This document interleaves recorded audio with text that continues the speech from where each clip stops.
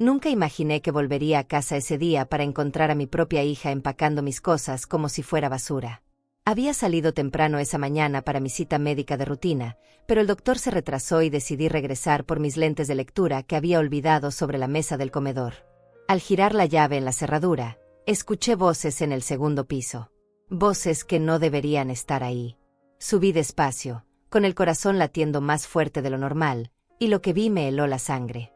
Claudia, mi única hija, estaba doblando mi ropa y metiéndola en cajas de cartón mientras hablaba por teléfono con alguien sobre adelantar mi mudanza al hogar de ancianos.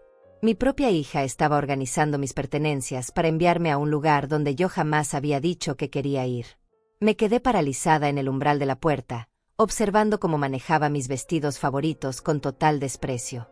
Pablo, su marido, estaba revisando mis documentos en el escritorio, sosteniendo papeles que reconocí como los títulos de propiedad de mi casa. La misma casa que construí con mis propias manos y el sudor de 30 años de trabajo. Claudia reía mientras decía por teléfono que ya no tenía condiciones de vivir sola, que era lo mejor para todos.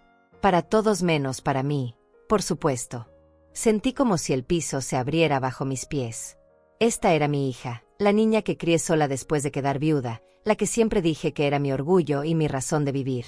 Ahora estaba ahí, en mi propia casa, planeando deshacerse de mí como si fuera un obstáculo en su camino hacia la felicidad. Me escondí detrás de la puerta, temblando, mientras escuchaba cada palabra que salía de su boca.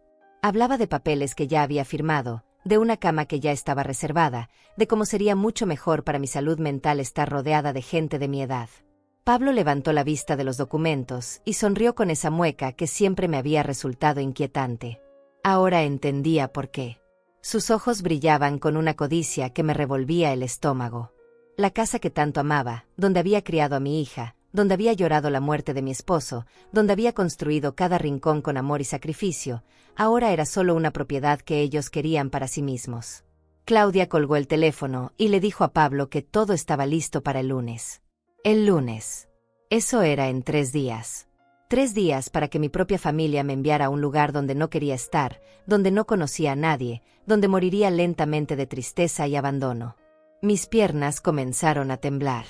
No por la edad, como ellos siempre decían, sino por la traición. Por la puñalada que me estaba dando la persona que más amaba en este mundo. Escuché a Pablo preguntarle si yo sospechaba algo. Claudia se rió y respondió que no, que yo era demasiado ingenua para darme cuenta de lo que estaba pasando. Que siempre había sido así, demasiado confiada, demasiado buena para mi propio bien. Esas palabras me dolieron más que cualquier golpe físico. Mi propia hija me veía como una tonta, como alguien fácil de manipular y engañar. Y lo peor de todo era que hasta ese momento, tenía razón. Vi cómo Pablo tomó mis joyas del joyero, las mismas que mi difunto esposo me había regalado en nuestros aniversarios. Las metió en una bolsa como si fueran chatarra. Claudia ni siquiera protestó. De hecho, le señaló dónde guardaba yo los documentos del banco. Mi corazón se aceleró cuando escuché a Pablo decir que después de que me internaran, podrían vender la casa en 6 meses. Que ya habían consultado con un abogado y que todo estaba perfectamente legal. Que como yo tenía algunos episodios de olvido, sería fácil demostrar que no tenía capacidad para tomar decisiones. Episodios de olvido. Me quedé helada. Esas veces que había olvidado algunas cosas, que había perdido las llaves, que había repetido algunas historias. Cosas normales de la edad, pero que ellos habían estado documentando. Habían estado construyendo un caso en mi contra durante meses, tal vez años. Claudia abrió mi armario y comenzó a separar la ropa. La buena para donar, la vieja para tirar. Como si yo ya no fuera a necesitar nada de eso. Como si ya hubiera muerto para ella. Sentí náuseas al ver la frialdad con la que trataba las cosas que para mí tenían tanto valor sentimental. Pablo encontró mi libreta de ahorros y silbó de satisfacción. Había trabajado toda mi vida para tener esos ahorros, para sentirme segura en mi vejez. Y ahora entendía que esa seguridad era exactamente lo que los había motivado a planear mi destrucción. Claudia le mostró a Pablo el vestido que había usado en su boda, el mismo que yo había bordado a mano durante meses. Lo tiró a la bolsa de la basura sin ni siquiera mirarlo 2 veces. En ese momento sentí que se me rompía algo dentro del pecho. No podía creer que la niña que había mecido en mis brazos, que había consolado durante sus pesadillas, que había aplaudido en cada logro de su vida, ahora estuviera planificando mi fin con tanta frialdad. Pablo abrió las gavetas de mi cómoda y comenzó a revisar cada papel. Encontró mi testamento, el que había hecho hace años dejándole todo a Claudia, y se lo mostró sonriendo. Ahora entendía por qué siempre me había insistido en que no lo cambiara, por qué siempre me decía que era perfecto así. El teléfono de Claudia sonó nuevamente y vi cómo su rostro se iluminó. Era alguien del hogar de ancianos, confirmando que la habitación estaba lista. Que podían recibirme ese mismo fin de semana si era necesario. Que ya tenían toda la documentación médica que Pablo les había enviado. Documentación médica. Me sentí mareada. Habían estado recopilando información sobre mi salud sin mi conocimiento, probablemente sobornando a alguien en la clínica donde me atendía. Todo había sido planeado con una precisión que me aterrorizaba. Claudia le preguntó a Pablo si creía que yo pondría resistencia. Él se rió y dijo que no, que yo siempre había sido muy obediente, muy sumisa. Que bastaba con decirme que era por mi bien y yo aceptaría como siempre había hecho. Esas palabras me cortaron como cuchillos. Era verdad. Siempre había sido obediente. Siempre había puesto las necesidades de mi familia antes que las mías. Siempre había creído que el amor se demostraba con sacrificio. Pero ahora entendía que mi bondad había sido mi perdición. Los vi reír mientras planeaban cómo redecorían mi casa. Cómo convertirían mi habitación en una oficina para Pablo. Cómo el jardín que tanto amaba se convertiría en un estacionamiento. Cada palabra era una puñalada más profunda en mi corazón. Siempre creí que mi vida había sido ejemplar. Que después de tantos años de sacrificio y trabajo duro, había logrado construir algo sólido y hermoso. Pero ahora, escondida detrás de esa puerta, todo mi pasado comenzaba a verse diferente. Recordé cuando enviudé hace 15 años. Tenía 50 años y Claudia apenas 20. Podría haber rehecho mi vida, podría haber buscado compañía, pero decidí dedicarme completamente a ella. A su educación, a su futuro, a sus sueños. Trabajé doble turno en la fábrica textil durante años. Mis manos se llenaron de callos y mi espalda se curvó sobre las máquinas de coser, pero nunca me quejé. Cada peso que ganaba era para que Claudia pudiera estudiar en la universidad, para que tuviera las oportunidades que yo nunca tuve. Vendí las joyas que más amaba, las que mi esposo me había regalado en vida, para pagar sus libros y su matrícula. Nunca se lo dije. Simplemente las guardé en un lugar seguro, le mentí diciéndole que estaban en el banco, y usé el dinero para su educación. Recuerdo las noches que me quedé despierta cosiendo uniformes para otras familias, ganando unos pesos extra para que Claudia pudiera ir a las fiestas con sus amigas. Para que pudiera vestirse bien, para que no sintiera vergüenza de tener una madre trabajadora.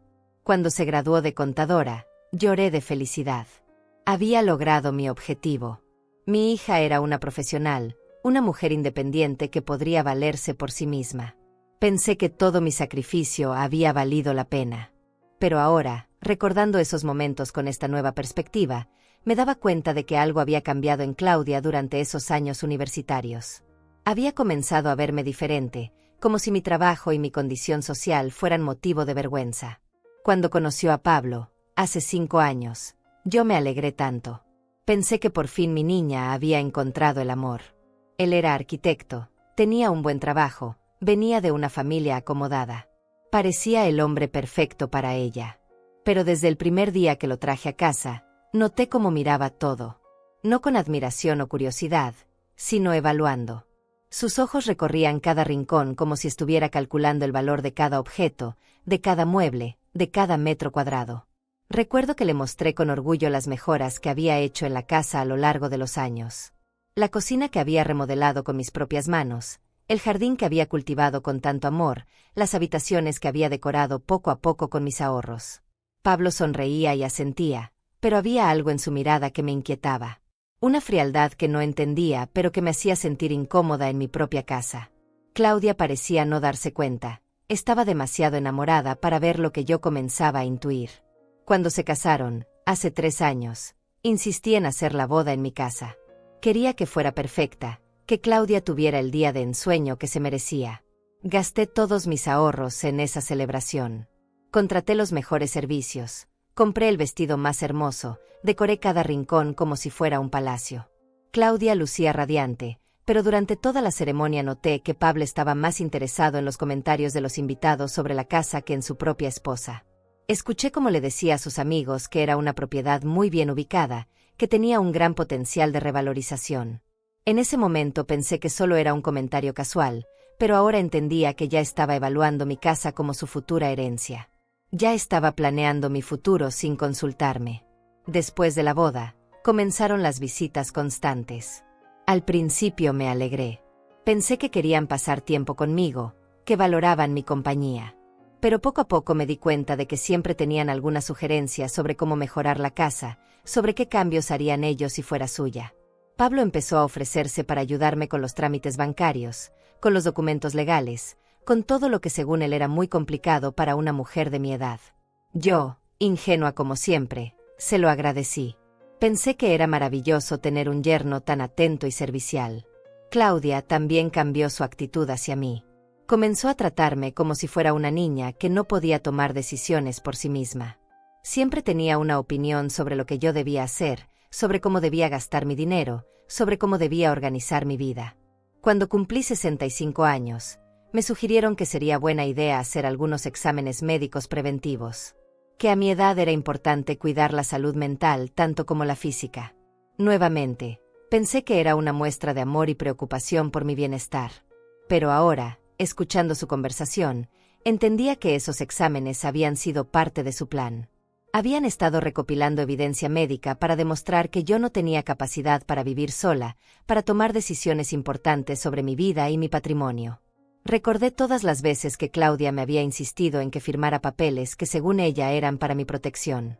Poderes notariales para que ella pudiera ayudarme con los trámites. Autorizaciones para que Pablo pudiera representarme en el banco. Todo bajo el pretexto de hacerme la vida más fácil. Mi vida perfecta, mi sacrificio ejemplar, mi amor incondicional por mi hija, todo había sido la trampa perfecta. Había criado a mi propia enemiga, había puesto en sus manos todas las herramientas que necesitaba para destruirme. Seguí escuchando desde mi escondite, con el corazón latiendo tan fuerte que temía que me descubrieran. Pablo había terminado de revisar mis documentos y ahora hablaba con Claudia sobre algo que me heló la sangre. Mencionó una conversación que habían tenido conmigo la semana pasada, pero desde una perspectiva completamente diferente a como yo la recordaba. Habían venido a almorzar el domingo, como siempre hacían. Yo había preparado su comida favorita, había puesto la mesa con mi mejor vajilla, había comprado flores frescas para decorar. Todo para recibirlos como se merecían, para demostrarles cuánto los amaba. Durante el almuerzo, Pablo había empezado una conversación muy casual sobre el futuro. Me preguntó qué planes tenía para mis años dorados, si había pensado en cómo quería vivir cuando fuera más mayor. Yo le respondí que estaba feliz en mi casa, que no tenía planes de mudarme, que quería envejecer aquí, rodeada de mis recuerdos. Recuerdo que Claudia puso una cara de preocupación y me dijo que no era realista pretender vivir sola para siempre. Que las personas de mi edad necesitaban compañía, supervisión médica, actividades programadas. Que había lugares muy bonitos donde podría hacer amigas y tener una vida social más activa. Yo les expliqué que me sentía perfectamente capaz de cuidarme sola. Que tenía mis rutinas, mis vecinos, mi médico de confianza. Que esta casa era mi vida y que no podía imaginarme en ningún otro lugar. Pablo asintió y dijo que por supuesto, que solo querían asegurarse de que yo fuera feliz y estuviera segura. Pero ahora, escuchándolos hablar entre ellos, me di cuenta de que habían interpretado mi resistencia como una confirmación de que estaba perdiendo la razón. Pablo le decía a Claudia que era típico de las personas con deterioro cognitivo aferrarse irracionalmente a lugares y rutinas, negarse a aceptar ayuda. Claudia respondió que había estado documentando todos mis comportamientos extraños. Que había grabado conversaciones donde yo repetía las mismas historias, donde olvidaba cosas que acababa de decir, donde me confundía con fechas y nombres. Me quedé paralizada. Mi propia hija había estado grabándome sin mi conocimiento. Había estado recopilando evidencia de mis momentos de debilidad, de mis fallos normales de la memoria, para usarlos en mi contra. Pablo sacó su teléfono y le mostró algo a Claudia. Era un video que había grabado la semana pasada, cuando ellos estaban aquí. En el video, yo estaba contando la historia de cómo conocí a su padre, pero me había confundido con algunos detalles. Había dicho que fue en 1975, cuando en realidad había sido en 1973. Para mí, había sido simplemente un error sin importancia. Después de tantos años, era normal confundir algunas fechas. Pero para ellos, era evidencia de demencia senil. Pablo comentó que había enviado ese video al abogado como prueba de mi deterioro mental. Claudia le mostró una libreta donde había estado anotando todos mis supuestos episodios de confusión. Fechas en las que había perdido las llaves. Veces que había olvidado apagar la estufa. Ocasiones en las que había repetido preguntas. Momentos en los que había confundido nombres o lugares. Cada entrada en esa libreta estaba fechada y detallada como si fuera un expediente médico. Mi propia hija había estado estudiándome como si fuera un espécimen de laboratorio, buscando signos de debilidad para justificar su traición. Escuché a Pablo decir que el abogado les había asegurado que con esa documentación sería muy fácil obtener una orden judicial para mi internación involuntaria. Que los jueces siempre favorecían a las familias que demostraban preocupación genuina por el bienestar de sus parientes mayores. Claudia agregó que había hablado con el director del hogar de ancianos y que él estaba muy comprensivo con su situación. Que entendía lo difícil que era para una hija tomar decisiones tan dolorosas por el bien de su madre. Que tenían experiencia manejando pacientes resistentes como yo. Pacientes resistentes. Esas palabras me golpearon como un martillo. Yo no era su madre, era un paciente resistente.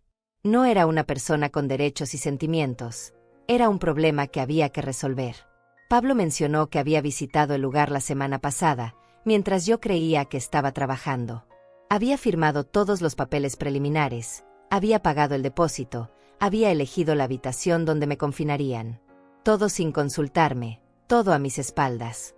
Claudia le preguntó si creía que yo sospecharía algo cuando vinieran a buscarme el lunes. Pablo se rió y dijo que tenían todo perfectamente planeado. Que le dirían que era solo una visita, un paseo para conocer el lugar.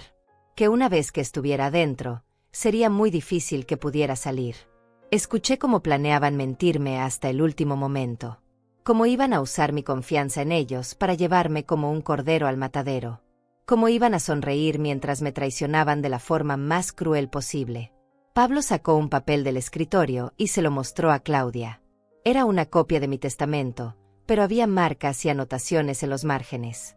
Estaban revisando exactamente qué heredarían una vez que yo estuviera fuera del camino. Claudia señaló la cláusula donde yo le dejaba la casa y comentó que podrían venderla inmediatamente y mudarse a algo más moderno. Pablo agregó que con el dinero de la venta más mis ahorros, podrían comprarse el apartamento en el centro que habían estado viendo. Mi casa, mi vida entera, reducida a un medio para financiar sus caprichos. El lugar donde había criado a mi hija, donde había amado a mi esposo, donde había construido cada recuerdo importante de mi existencia, no era más que una propiedad inmobiliaria para ellos. Escuché a Claudia decir que lo único que lamentaba era tener que esperar tanto tiempo para poder disfrutar de la herencia. Pablo le respondió que no se preocupara, que una vez que yo estuviera internada, el deterioro sería rápido. Que la mayoría de las personas en mi situación no duraban más de 2 o 3 años. Esas palabras me cortaron la respiración. No solo estaban planeando encerrarme, estaban calculando cuánto tiempo tardaría en morir. Estaban esperando con ansias mi muerte para poder disfrutar completamente de lo que me habían robado. Después de escuchar esas palabras terribles, me alejé en silencio y bajé las escaleras como un fantasma. Mis piernas temblaban tanto que tuve que agarrarme del pasamanos para no caer. Salí de la casa por la puerta trasera, la misma por donde había entrado tantas veces con bolsas de mercado, con flores del jardín, con la felicidad de estar en mi hogar. Pero ahora todo era diferente. Caminé sin rumbo por el barrio, intentando procesar lo que acababa de descubrir. Mis vecinos me saludaban como siempre, pero yo apenas podía responder. Doña Alma, mi vecina de al lado, me preguntó si me sentía bien porque me veía muy pálida. Le mentí diciéndole que solo era un poco de cansancio. Me senté en el parque donde solía llevar a Claudia cuando era pequeña. El mismo banco donde la había consolado cuando se lastimó la rodilla a los 7 años. Donde había celebrado cuando sacó su primera calificación perfecta. Donde habíamos hablado de sus sueños y sus miedos durante su adolescencia. Ahora, en ese mismo lugar, me encontraba cuestionando cada momento de esos recuerdos. ¿Cuándo había comenzado a cambiar mi hija? ¿En qué momento había dejado de verme como su madre para verme como un obstáculo? ¿Había sido siempre así y yo había sido demasiado ciega para darme cuenta? Recordé la época de su universidad. Cómo había comenzado a criticar sutilmente mi forma de vida.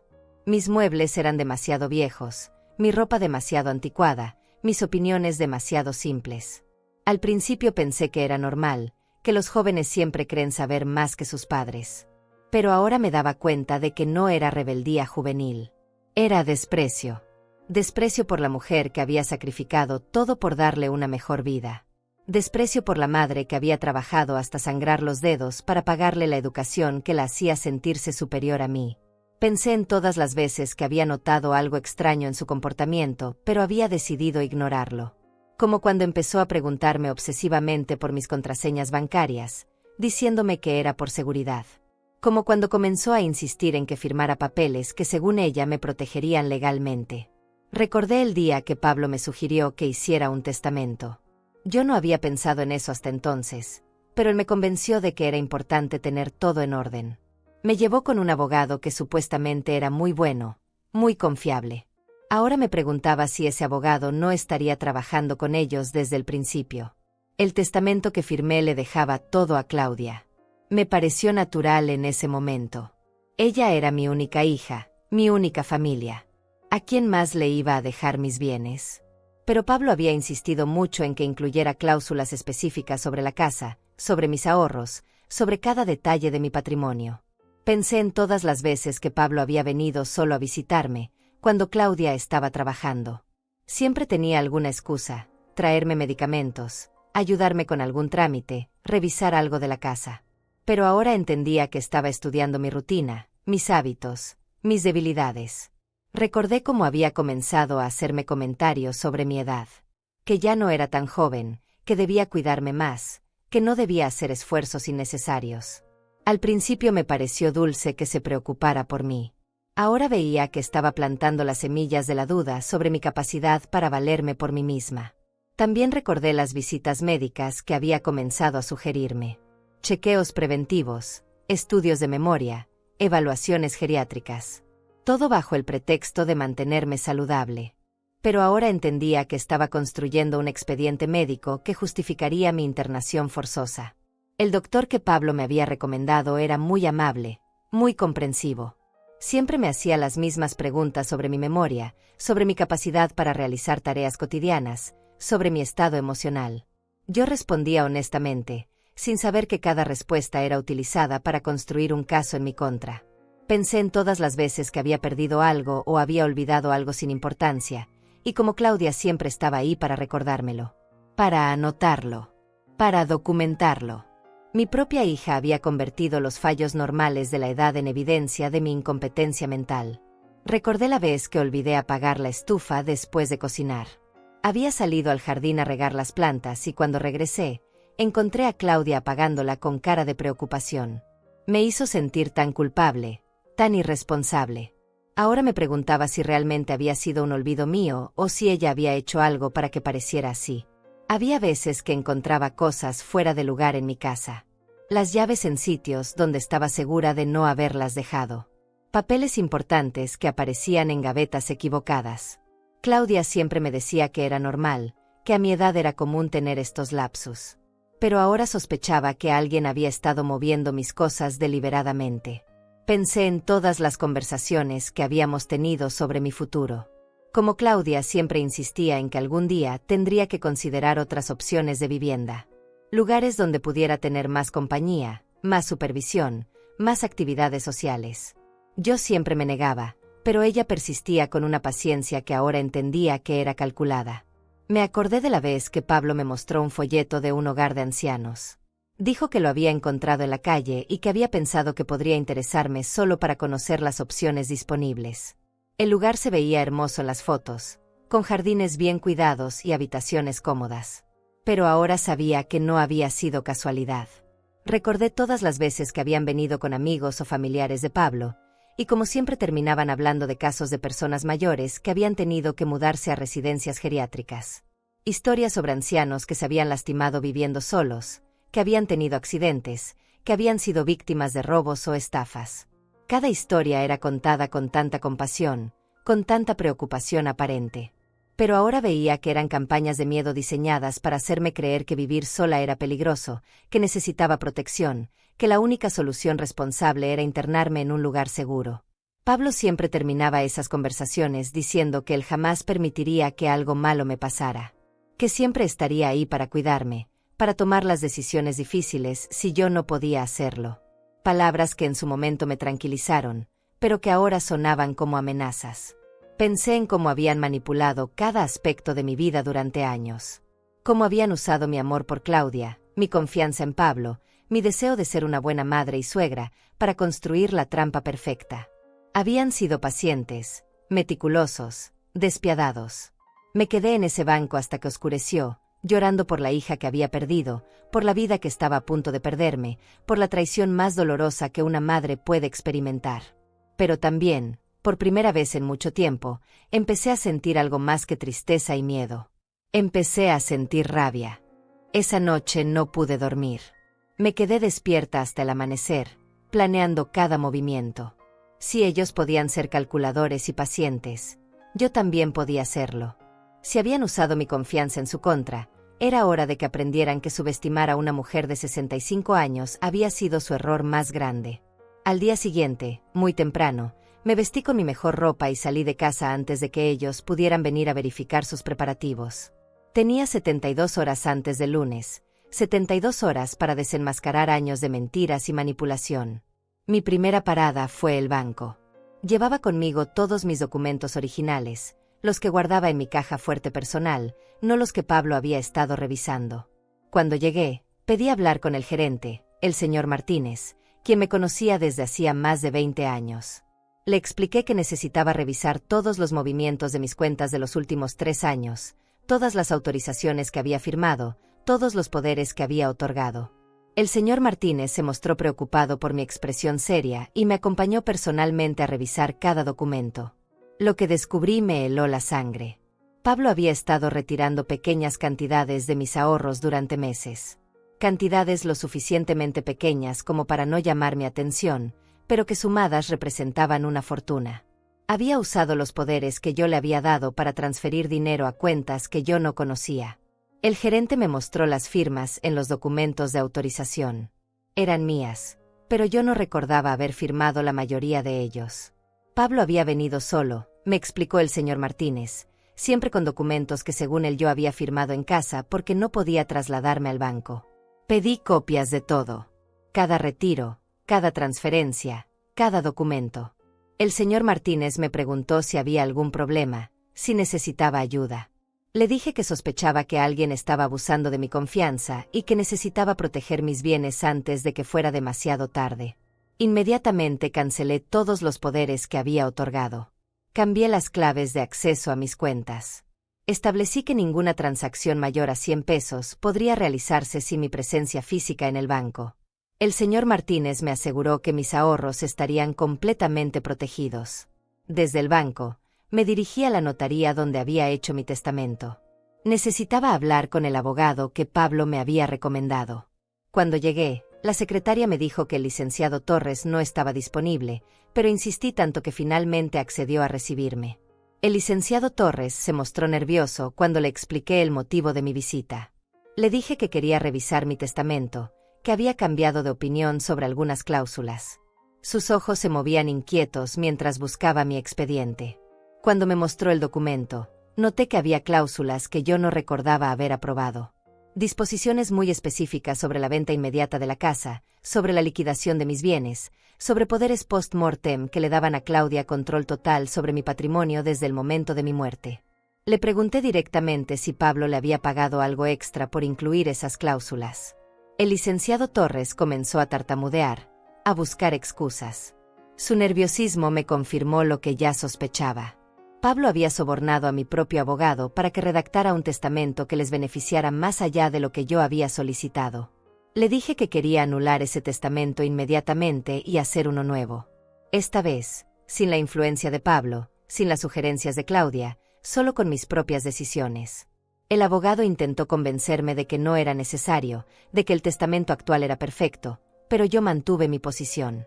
Contraté a otro abogado en la notaría vecina, la licenciada María Torres, una mujer mayor que me inspiró confianza inmediatamente. Le conté toda la situación sin omitir detalles. Sus ojos se llenaron de indignación mientras escuchaba mi historia. Me explicó que lo que estaban haciendo conmigo tenía nombre: abuso financiero y emocional de adultos mayores.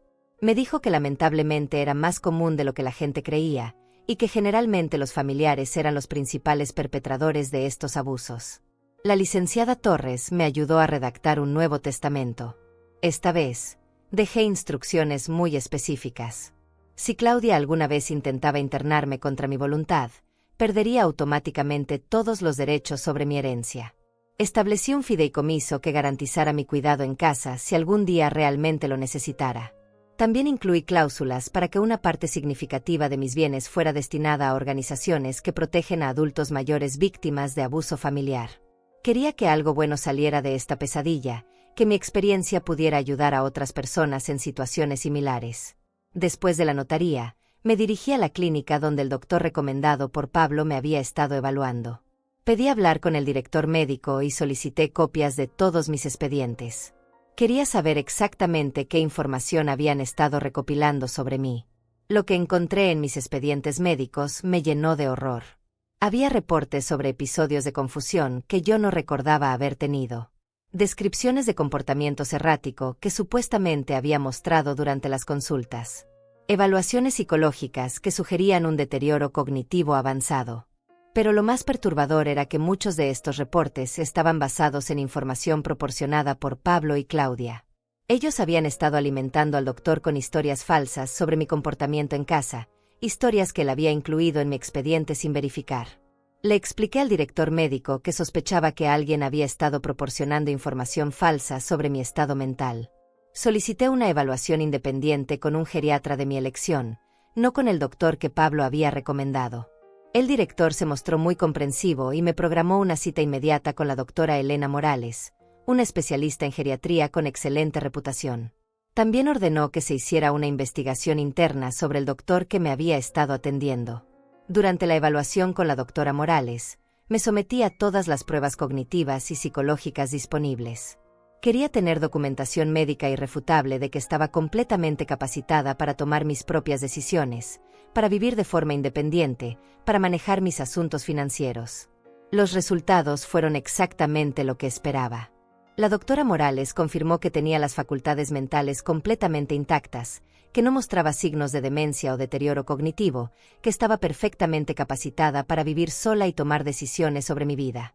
Me proporcionó un informe médico detallado que contradecía completamente la documentación falsa que Pablo y Claudia habían estado recopilando. También me dio una carta oficial declarando que cualquier intento de internarme contra mi voluntad sería médicamente injustificado. Esa tarde, me dirigí a la comisaría de policía más cercana. Era hora de denunciar oficialmente lo que estaba sucediendo. Llevé conmigo todas las pruebas que había recopilado, los registros bancarios que mostraban el robo de mis ahorros, las copias del testamento fraudulento, los expedientes médicos falsificados. El oficial que me atendió, el sargento Guillermo Bravo, escuchó mi historia con mucha atención. Me explicó que los casos de abuso de adultos mayores eran una prioridad para la policía, especialmente cuando había evidencia clara de fraude financiero y conspiración para cometer secuestro. Sí, secuestro.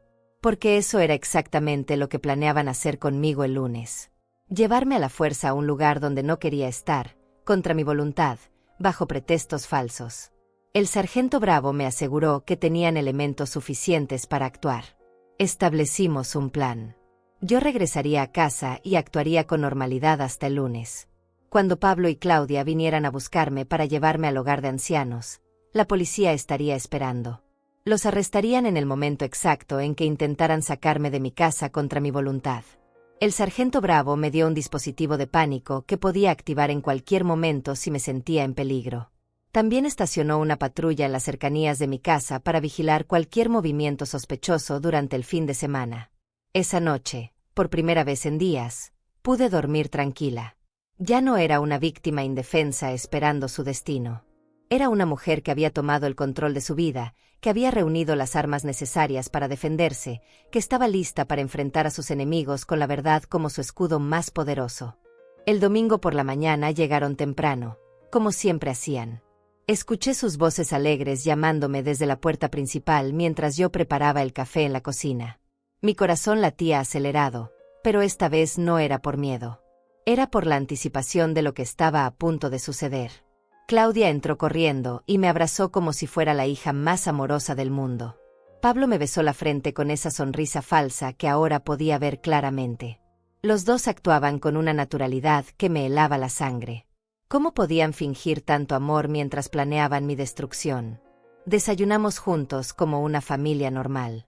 Ellos hablaban de sus planes para la semana, de un viaje que querían hacer, de algunos cambios que pensaban hacer en su apartamento. Yo asentía y sonreía, interpretando mi papel de madre ingenua mientras los observaba con nuevos ojos. Claudia me preguntó cómo me había sentido durante la semana. Si había tenido algún problema, si había olvidado algo importante, si me había sentido sola o confundida. Cada pregunta era una trampa disfrazada de preocupación maternal. Yo respondí que me había sentido perfectamente bien, más lúcida que nunca. Pablo mencionó casualmente que había hablado con algunos amigos sobre residencias para adultos mayores, que habían encontrado un lugar realmente excepcional, muy cerca de donde ellos vivían, con jardines hermosos y actividades muy interesantes, que pensaba que me gustaría conocerlo, solo para tener una idea de las opciones disponibles. Yo fingí interés y le dije que estaría encantada de conocer el lugar, que siempre había sido una persona de mente abierta y que nunca se sabía qué podría necesitar en el futuro.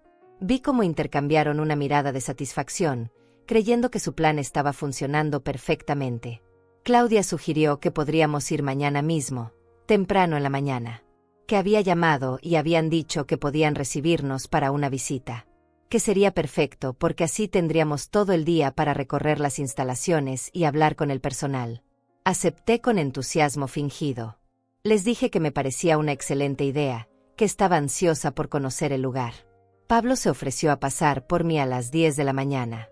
Que no me preocupara por empacar nada, que solo llevara mi documentación por si querían hacer algunos trámites preliminares. Después del desayuno, Pablo se disculpó para hacer algunas llamadas de trabajo y se dirigió a mi estudio. Yo sabía que en realidad estaba verificando que mis documentos siguieran en su lugar, asegurándose de que no hubiera descubierto su plan.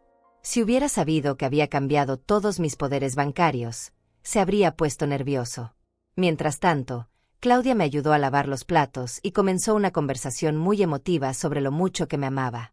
Me dijo que todo lo que hacía era por mi bien, que aunque a veces yo no lo entendiera, ella siempre tendría mi mejor interés en el corazón. Me habló de lo preocupada que había estado últimamente por mi bienestar, que había notado algunos cambios en mi comportamiento que la inquietaban, que sabía que era difícil para mí aceptar que ya no era tan joven como antes, pero que era importante ser realista sobre mis limitaciones. Yo la escuché con una calma que me sorprendió a mí misma. Cada palabra que salía de su boca era una puñalada, pero ya no me dolía como antes. Era como si hubiera desarrollado una armadura emocional que me protegía de su veneno. Le pregunté específicamente qué comportamientos le habían llamado la atención. Claudia comenzó a enumerar una lista que claramente había memorizado. Episodios de olvido, momentos de confusión, conversaciones repetitivas. Todo documentado, todo exagerado, todo cuidadosamente distorsionado para respaldar su narrativa. Cuando terminó su lista, la miré directamente a los ojos y le dije que me tranquilizaba saber que estaba tan atenta a mi bienestar, que confiaba completamente en su juicio y que si ella creía que necesitaba ayuda adicional, estaría dispuesta a considerarlo. Vi cómo su rostro se iluminó creyendo que había logrado convencerme. Pablo regresó del estudio con expresión satisfecha. Había encontrado todos los documentos que necesitaba en su lugar. No sabía que las copias que había estado revisando ya no tenían ningún valor legal, que yo había cancelado todos los poderes que le había otorgado. Pasamos el resto del día como una familia normal. Vimos televisión juntos. Pablo me ayudó a arreglar una puerta que se había desajustado. Claudia me mostró fotos de sus últimas vacaciones. Todo tan normal, tan familiar, tan completamente falso. Durante el almuerzo, Pablo mencionó que había estado pensando en mi futuro financiero, que creía que sería buena idea consolidar mis ahorros en una cuenta que él pudiera manejar más fácilmente, por si yo necesitaba cuidados especiales en algún momento, que ya había hablado con el banco y que solo necesitaba mi autorización. Le dije que me parecía una idea excelente, que confiaba completamente en su capacidad para manejar mis finanzas. Que mañana, después de visitar la residencia, podríamos pasar por el banco para hacer los trámites necesarios. Pablo sonrió ampliamente, sin saber que ya era demasiado tarde para sus planes financieros. Claudia aprovechó para mencionar que había estado pensando en mudarse a una casa más grande. Que con Pablo estaban buscando algo con más espacio, tal vez con un jardín como el mío. Que habían visto algunas propiedades muy interesantes en el mismo barrio donde yo vivía. Entendí perfectamente lo que estaba haciendo. Estaba preparándome psicológicamente para la idea de que ellos se mudarían a mi casa una vez que yo estuviera internada. Quería que yo misma sugiriera que se quedaran aquí, que se encargaran del lugar mientras yo estaba ausente. Les dije que me parecía maravilloso que quisieran mudarse al barrio. Que si alguna vez necesitaban un lugar temporal mientras encontraban su casa perfecta, siempre serían bienvenidos aquí. Que esta casa era tan grande para una sola persona, y que me alegraría saber que alguien la estaba cuidando. Vi cómo intercambiaron otra mirada de triunfo. Creían que me estaban manipulando magistralmente, que estaba cayendo en todas sus trampas sin siquiera darme cuenta. No tenían idea de que era yo quien los estaba manipulando a ellos. Por la tarde, Pablo se ofreció a revisar mi botiquín de medicamentos. Dijo que quería asegurarse de que estuviera tomando todo correctamente, que no hubiera medicamentos vencidos o combinaciones peligrosas. Yo le permití hacerlo, fingiendo gratitud por su preocupación. Mientras revisaba mis medicinas, noté que sacó discretamente algunas pastillas que no reconocí. Cuando le pregunté qué eran, me dijo que eran vitaminas que el doctor había recomendado para mi memoria. Que debía tomarlas todas las noches antes de dormir para mantener mi mente aguda. Por supuesto, no eran vitaminas. Probablemente eran sedantes o algo para hacerme más confusa, más maleable. Tal vez llevaban meses dándome esas pastillas sin mi conocimiento, usándolas para crear los episodios de confusión que luego documentaban como evidencia de mi deterioro mental. Tomé las pastillas que me dio y fingí tragarlas, pero las escondí bajo mi lengua hasta poder escupirlas discretamente. Esta noche dormiría con la mente completamente clara, lista para enfrentar el día más importante de mi vida. Cuando se fueron esa tarde, me abrazaron con una ternura que me revolvió el estómago. Claudia me dijo que me amaba, que todo lo que pasaría mañana sería por mi bien. Pablo me aseguró que estaría en las mejores manos, que no me preocupara por nada. Los despedí en la puerta con una sonrisa, sabiendo que sería la última vez que pisarían mi casa como visitantes bienvenidos. La próxima vez que los viera, sería bajo circunstancias muy diferentes. Esa noche, revisé una vez más todos los documentos que había reunido. Las pruebas de su traición estaban todas ahí, organizadas y listas para ser presentadas. También verifiqué que el dispositivo de pánico que me había dado la policía estuviera funcionando correctamente. Me acosté temprano, pero no pude dormir. No por nervios o miedo, sino por la anticipación. Mañana se haría justicia. Mañana descubrirían que habían subestimado gravemente a la mujer que creían poder manipular y controlar. Mañana aprenderían que Lorenza Fagundes no era la víctima que habían imaginado. El lunes llegó con un cielo gris que parecía presagiar la tormenta que estaba a punto de desatarse. Me levanté antes del amanecer, me vestí con mi mejor conjunto y me preparé un desayuno completo. Quería estar en perfectas condiciones para lo que estaba por venir. A las 9:30, escuché el auto de Pablo estacionarse frente a mi casa. Llegaban temprano, probablemente ansiosos por poner en marcha su plan final. Me asomé por la ventana y los vi revisando algunos papeles antes de bajar del auto.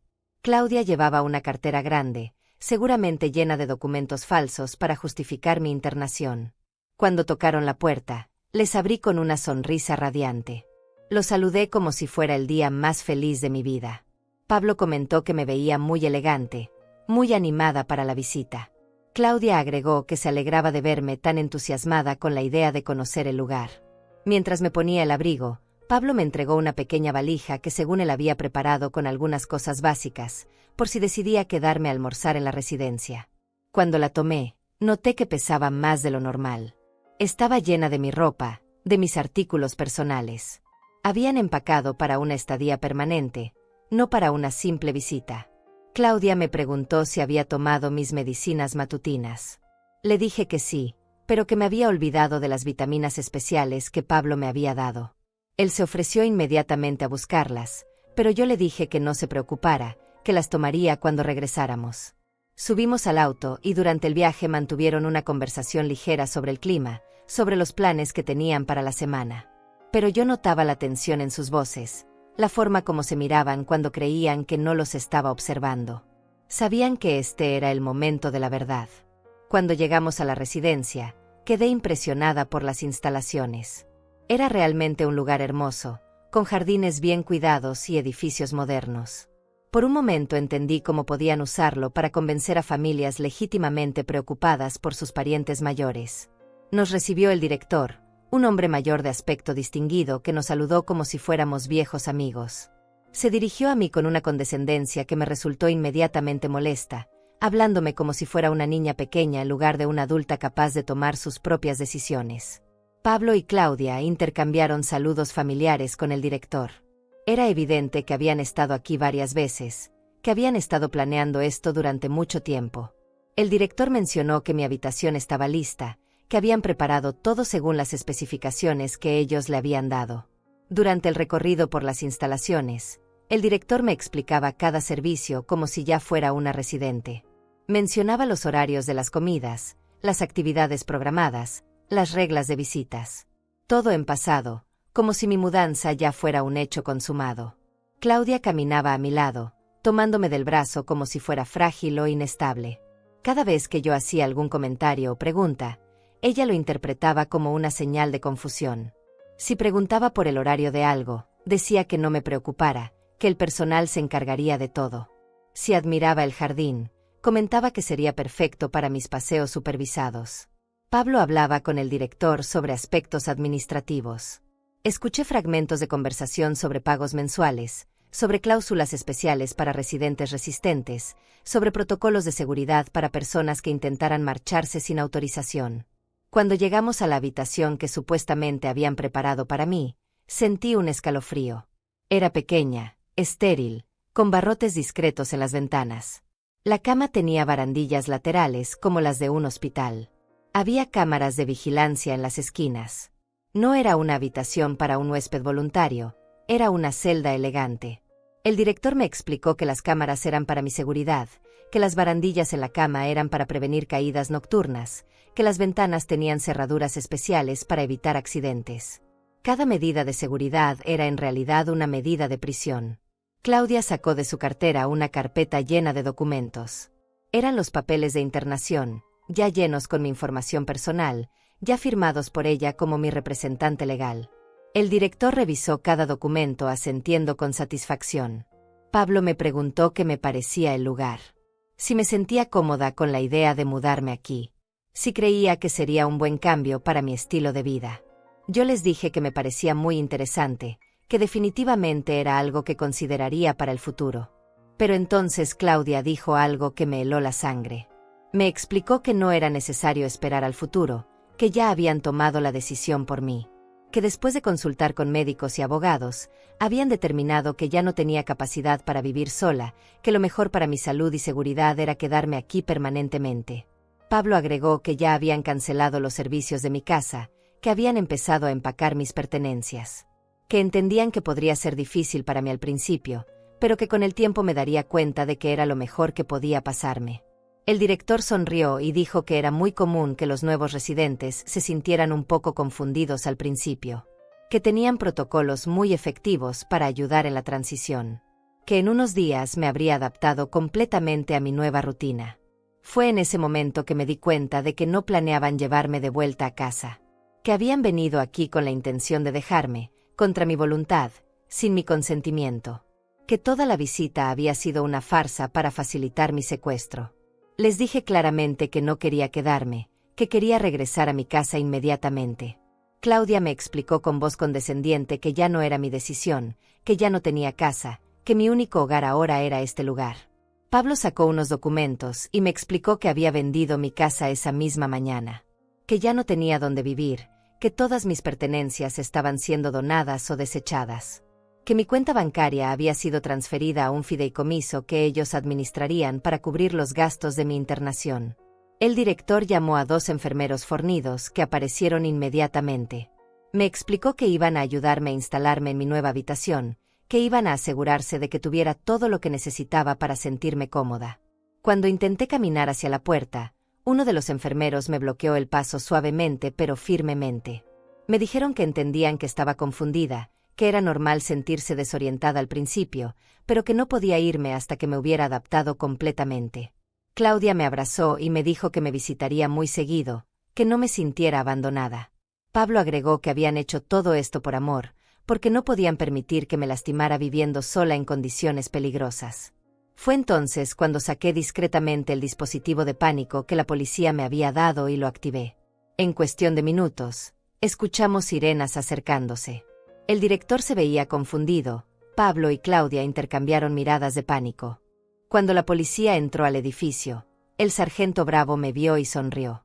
Me preguntó si estaba bien, si alguien me había lastimado. Yo le expliqué calmadamente que mi hija y mi yerno habían intentado internarme contra mi voluntad usando documentos falsificados. Claudia gritó que yo estaba confundida, que no sabía lo que estaba diciendo. Pablo intentó mostrarle al sargento los papeles que habían preparado, insistiendo en que todo era legal, que solo querían protegerme. Pero yo saqué de mi bolso todas las pruebas que había recopilado durante los últimos días. Los registros bancarios que mostraban el robo de mis ahorros, el informe médico que confirmaba mi capacidad mental, las copias de los documentos fraudulentos, la evidencia de todo su plan. El rostro de Claudia se descompuso cuando se dio cuenta de que había descubierto todo. Pablo intentó argumentar que habían actuado por mi bien, que solo querían cuidarme. Pero el sargento Bravo ya había visto suficiente evidencia para entender exactamente lo que estaba sucediendo. Los arrestaron ahí mismo, frente al director de la residencia, que no podía creer lo que estaba presenciando. Mientras los esposaban, Claudia me gritó que era una malagradecida, que después de todo lo que había hecho por ella, así le pagaba. Pablo guardó silencio, sabiendo que habían sido atrapados. Cuando se los llevaron, me quedé parada en el jardín de esa residencia, respirando el aire libre y sintiendo que acababa de recuperar mi vida. Los días siguientes fueron un torbellino de procedimientos legales, declaraciones y revelaciones que me dejaron sin aliento. La investigación policial fue más profunda de lo que había imaginado, y cada día descubríamos nuevos elementos de la conspiración que Pablo y Claudia habían tejido contra mí. El sargento Bravo me citó a la comisaría para ampliar mi declaración. Cuando llegué, me esperaba con una carpeta llena de documentos que habían confiscado de la casa de Pablo y del despacho del abogado corrupto. Lo que encontraron ahí me hizo entender que lo que yo había descubierto era solo la punta del iceberg. Pablo había estado planeando esto desde mucho antes de conocer a Claudia. Tenían evidencia de que había investigado mi situación financiera desde los primeros días de su noviazgo. Había contratado a un investigador privado para averiguar exactamente cuánto valía mi patrimonio, cuáles eran mis propiedades, cuánto dinero tenía en el banco. En una libreta que encontraron en su oficina, Pablo había hecho cálculos detallados sobre los gastos de mantenerme en la residencia versus las ganancias que obtendría de la venta de mi casa y la administración de mis ahorros. Había calculado que si yo moría en los primeros 2 años, como él esperaba, obtendría una ganancia neta de casi $500,000. Pero lo que más me impactó fue descubrir que no era su primera víctima.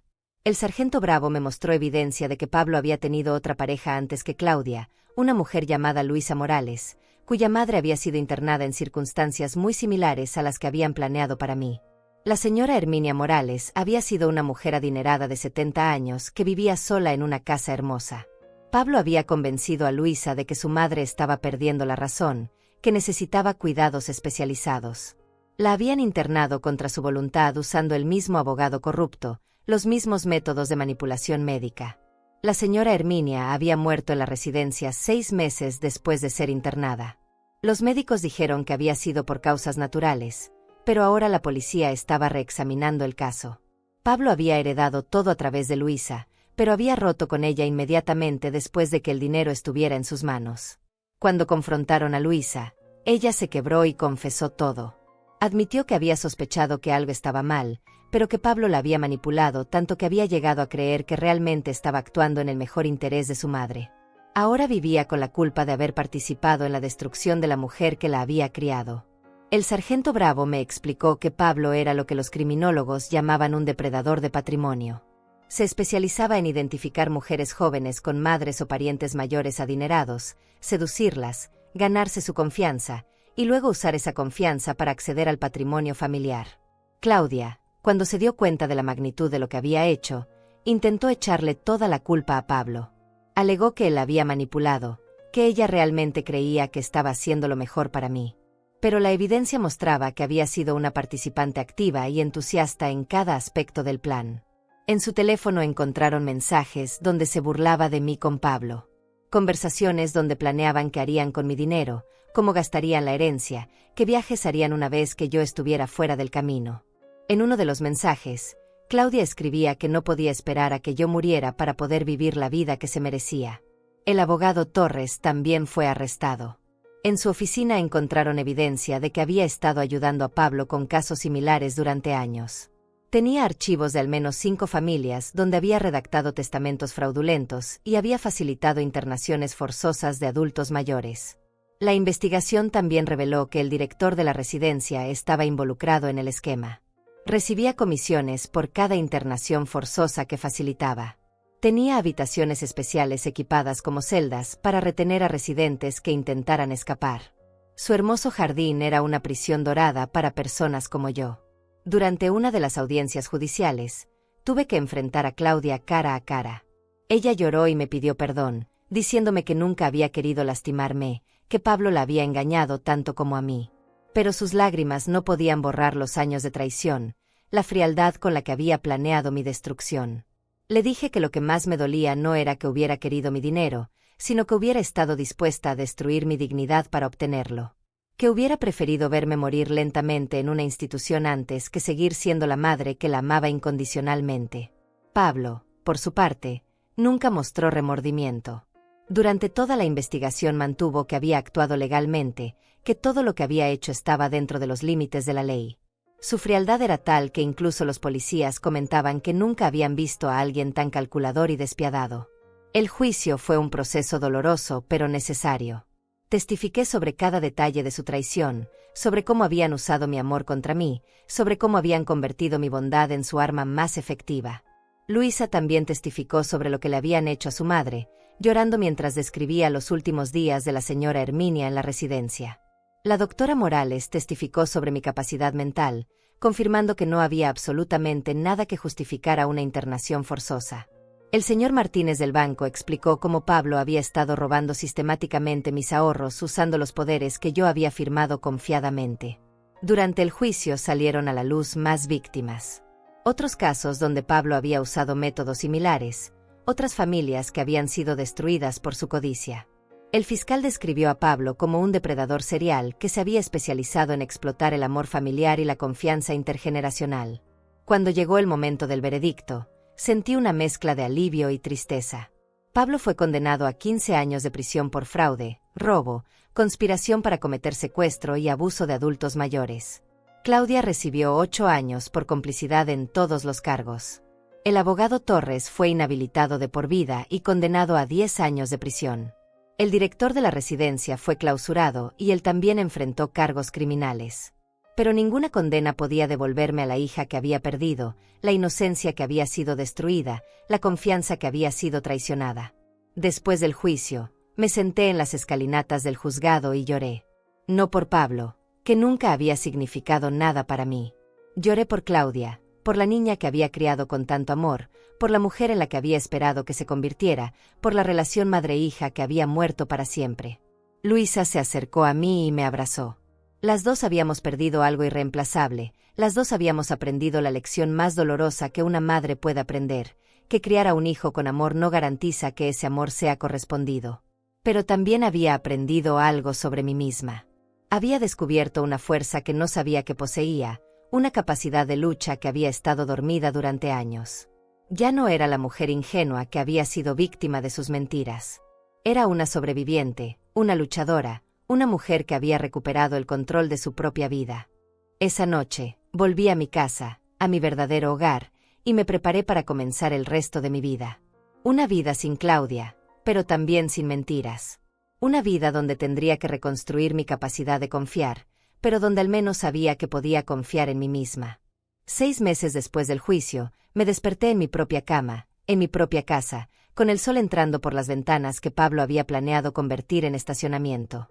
Cada mañana era un recordatorio de que había ganado la batalla más importante de mi vida, pero también cada mañana traía consigo el silencio doloroso de una casa que antes se llenaba con las visitas de mi hija. La primera vez que volví a casa después del juicio, todo me parecía diferente. Los mismos muebles, las mismas fotografías, pero ahora cada rincón tenía memorias contaminadas. El comedor donde habían planeado mi destrucción, la habitación donde habían empacado mis cosas como si fuera basura, el jardín que habían querido convertir en concreto. Poco a poco, fui recuperando los espacios. Redecoré la habitación de huéspedes donde Pablo había revisado mis documentos. Cambié los muebles del comedor donde habían fingido amarme mientras planificaban traicionarme. Planté nuevas flores en el jardín, flores que ellos nunca habían visto, flores que crecían libres de sus mentiras. Mi vecina Alma se convirtió en una amiga verdadera durante esos primeros meses difíciles. Me visitaba todas las tardes para tomar té y asegurarse de que estuviera bien. Al principio yo desconfiaba de sus intenciones, preguntándome si ella también tendría motivos ocultos, pero gradualmente aprendí que no toda la bondad es una máscara para la traición. Alma me contó que había sospechado que algo estaba mal durante mucho tiempo, que había notado cómo Pablo y Claudia hablaban de mí cuando creían que nadie los escuchaba, cómo se referían a mi casa y mis bienes como si ya fueran suyos. Pero como muchas personas, había preferido no entrometerse en asuntos familiares. A través de Alma conocí a otras mujeres del barrio que habían pasado por experiencias similares. No todas tan extremas como la mía, pero todas víctimas de familiares que habían intentado aprovecharse de su edad y su vulnerabilidad. Formamos un grupo de apoyo informal que se reunía semanalmente en mi jardín. Doña María, una señora de 72 años, me contó cómo su hijo había intentado convencerla de vender su casa para mudarse a un apartamento más pequeño, quedándose él con la diferencia del dinero. Rosa, de 68 años, había descubierto que su nuera había estado usando su tarjeta de crédito sin autorización durante meses. Cada historia me hacía entender que no estaba sola, que el abuso de adultos mayores por parte de familiares era más común de lo que la sociedad quería admitir. También me hizo entender que había sido afortunada de descubrir la traición antes de que fuera demasiado tarde. Con el apoyo del grupo y los consejos de la licenciada María Torres, decidí hacer algo productivo con mi experiencia. Doné una parte significativa de mi patrimonio recuperado para crear una fundación que ayudara a otros adultos mayores víctimas de abuso familiar. La Fundación Lorenza se especializó en proporcionar asesoría legal gratuita, apoyo psicológico y refugio temporal para personas en situaciones similares a la mía. También desarrollamos programas educativos para enseñar a los adultos mayores a identificar las señales de abuso financiero y emocional. Trabajar con la Fundación me dio un propósito nuevo. Cada persona que ayudábamos era una victoria contra los Pablo y Claudia del mundo. Cada familia que salvábamos era una traición menos, una confianza traicionada menos, un corazón roto menos. Luisa, la otra víctima de Pablo, se unió a la fundación como voluntaria. Trabajar juntas nos ayudó a sanar. Ella cargaba con la culpa de haber participado en la destrucción de su madre, pero canalizó esa culpa en ayudar a otras personas a evitar cometer el mismo error. Durante el primer año después del juicio, Claudia me escribió varias cartas desde la prisión. Al principio las tiré sin leerlas, pero eventualmente la curiosidad pudo más que mi dolor. Sus cartas oscilaban entre las disculpas desesperadas y los intentos de justificar sus acciones. En una de las cartas, me explicaba que había estado celosa de mi independencia, de mi capacidad para ser feliz sola, que desde joven había sentido que mi vida era perfecta mientras la suya estaba llena de inseguridades y miedos, que Pablo había aprovechado esos sentimientos para convencerla de que merecía lo que yo tenía. En otra carta, me contaba sobre la terapia psicológica que estaba recibiendo en prisión, que había comenzado a entender cómo Pablo la había manipulado, pero también cómo ella había permitido ser manipulada porque quería creer que tenía derecho a una vida más fácil, más cómoda. Aunque parte de mí sentía compasión por la mujer confundida que había sido mi hija, no podía perdonar la frialdad con la que había planeado mi internación, la facilidad con la que había estado dispuesta a verme morir lentamente en una institución.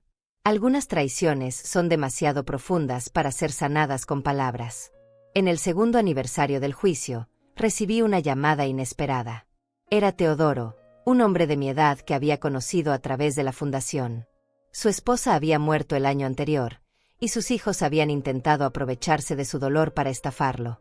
Habíamos trabajado juntos en su caso, y gradualmente había surgido una amistad. Teodoro me invitó a cenar en un restaurante elegante para celebrar que había recuperado completamente su patrimonio gracias a la ayuda de la fundación. Durante la cena, me confesó que había desarrollado sentimientos románticos hacia mí, que admiraba mi fuerza, mi capacidad de supervivencia, mi determinación para ayudar a otros.